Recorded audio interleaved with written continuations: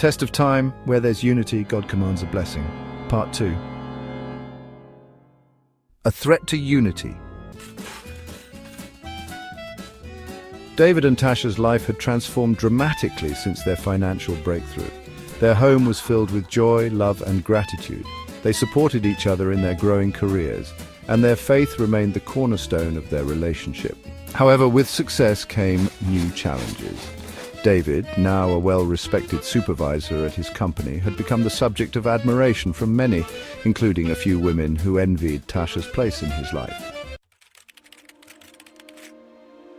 One day, David received an anonymous text. "We need to talk. I'm pregnant and it's yours."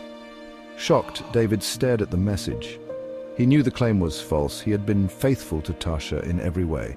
But as he read further, the tone of the message shifted. The sender threatened to come to his house and tell Tasha everything unless he did the right thing. David wrestled with how to respond. He knew he was innocent and initially resolved to ignore the threat, but the thought of Tasha being blindsided or hurt weighed heavily on him. That night he held her a little tighter, praying silently for wisdom. The next day, David called the woman to confront her. Her voice dripped with smug confidence as she repeated her claim. "If you don't want your wife to find out, you better meet me," she demanded. David agreed, determined to get to the bottom of the situation. When they met in a busy coffee shop, the woman leaned in, her voice low. "I want $20,000. That's what it'll take for me to disappear." David's jaw tightened. He felt anger rising, but took a deep breath, remembering who he was and the God he served. "You're lying," he said calmly. "I've been faithful to my wife. I don't owe you anything."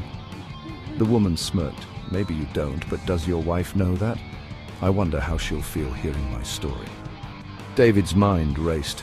He didn't want to involve Tasha in this ugliness, but he also refused to give in to blackmail.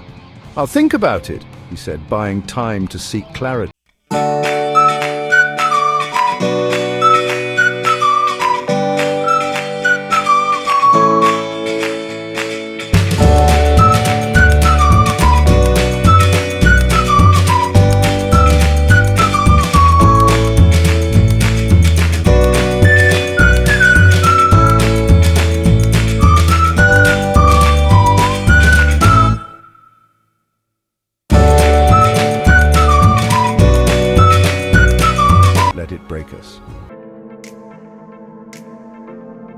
Together they prayed for wisdom and protection.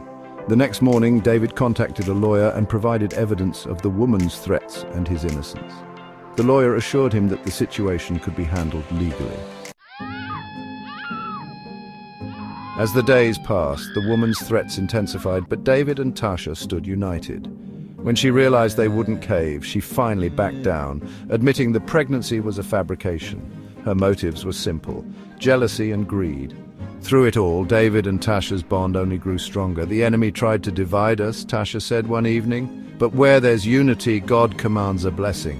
They thanked God for his guidance and protection, knowing their love had once again passed the test of time. From that day forward, David and Tasha were more intentional about guarding their relationship. So folks, do you think David and Tasha's marriage is now free from all the world's troubles after passing the test of time? Where there's unity, God commands a blessing twice? Or are they just really good at dodging life's curveballs? What will unfold next? Maybe a surprise dance-off? Keep your ears on the ground and don't miss our next part on David and Tasha's test of time. Where there's unity, God commands a blessing, part 3. Spoiler alert, it might involve a lot of laughter. Come to think of it, how many marriages are broken based on wrong accusations? Quite a few, actually. And this is because couples decide to do things separately, like hiding the last cookie. Living a hiding life in marriage, especially when it comes to snacks. Wrong accusations get a grip of their marriage, like who left the toilet seat up. Do not let your marriage fall victim to such trivial things. Share the cookies. If only couples can learn to do things together, like not burning the kitchen down, Trust each other, respect each other, and believe in each other even when assembling IKEA furniture. This world will be a better place for marriages to exist and for fewer arguments over directions. A huge shout out to all our amazing subscribers and followers. You rock. We appreciate you more than a cat appreciates a sunny spot. May God bless you, your families, and the works of your hands in Jesus' mighty name. But hey, if you haven't subscribed or followed yet, what are you waiting for? Do it now before you forget, like you forget where you left your keys. And God will bless you richly, maybe even with a better memory.